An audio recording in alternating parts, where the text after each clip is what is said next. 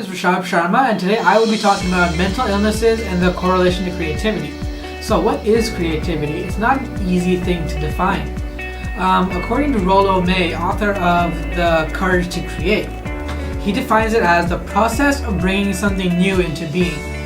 And he states that creativity requires passion and commitment, and that the experience of creativity is one of having a heightened sense or experiencing ecstasy. Another popular definition by Ackoff and Vergara is that creativity is the ability to modify self-restraint.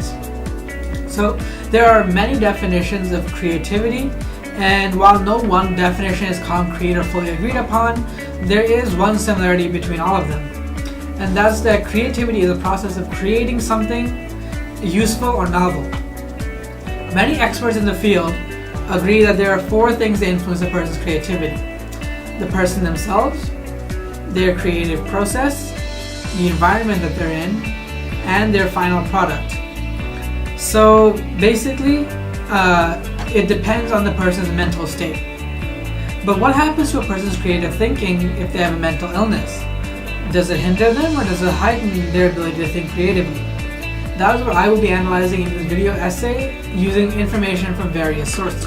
Mental illness is defined as a wide range of mental health conditions, disorders that affect your mood, thinking, or behavior. There have been studies done on the link between having a mental illness and your creative thinking.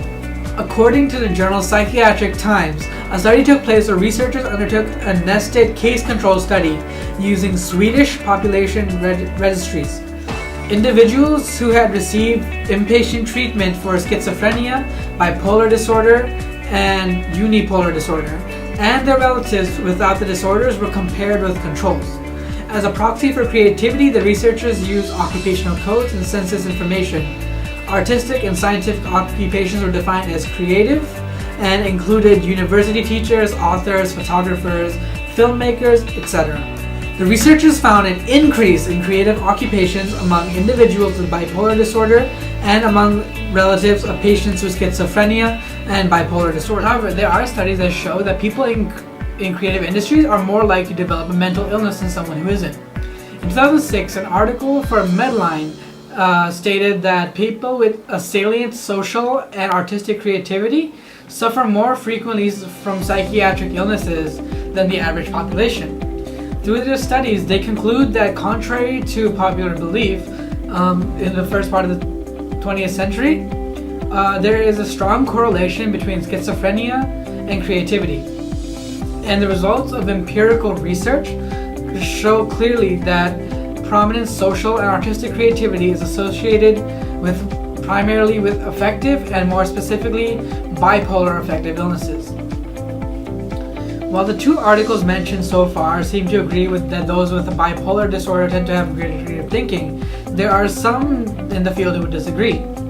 In an article titled A Dimensional Analysis of Creativity and Mental Illness, psychologist Paul J. Silva says that the typical question, is creativity linked to mental illness, is too broad to be studied. He claims that a more focused question, such as concerning specific disorders or domains, developmental periods, and levels, are more likely to show how creativity and mental illnesses correlate, if at all. More specifically, Silva wanted to see how the effects of being in a creative field and the stress of that field can often lead to depression and anxiety. So Silva decided to do a study to see how creativity can lead to depression and anxiety. So the first thing he did, he cast a broad net by assessing several aspects of anxiety and depression, and he also decided to include a wide range of creativity tasks and measures. Second, he put aside all of his predictions, commitments, and personal biases about what he would find out.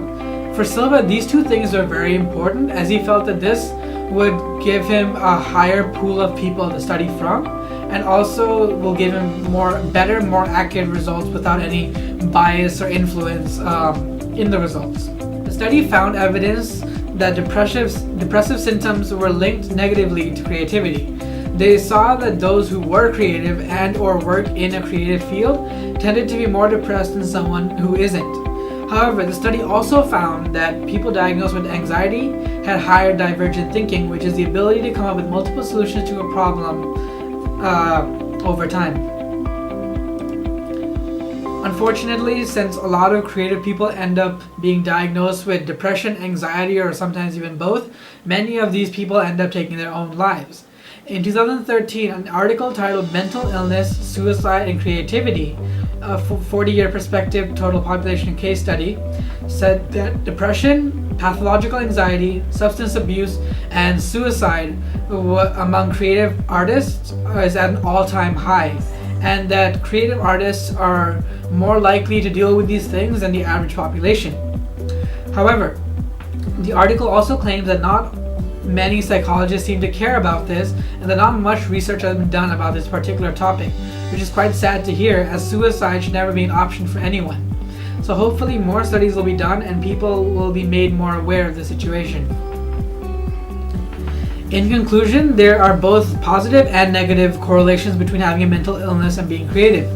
While some illnesses, such as bipolar disorder, enhance a person's creative thinking ability, other illnesses like depression gained from being in a creative field often end up having dire consequences. Also, there are some mental illnesses that can be a double-edged sword, as those with anxiety have a higher divergent thinking process, but they're also linked to a higher suicide rate than most people. While this topic is slowly gaining traction and more research is being done, it should also influence the standards we set for creative people, or even what creativity is.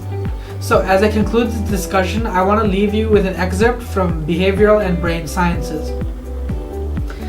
So malfunction of artificial neural networks, such as those that might cause networks to make mistakes about the nature of reality and display parallel behavior to human brains and minds, which are not normal, is at an all-time high. This may be especially relevant to understanding creativity, as well as the development of childhood onset mental illnesses.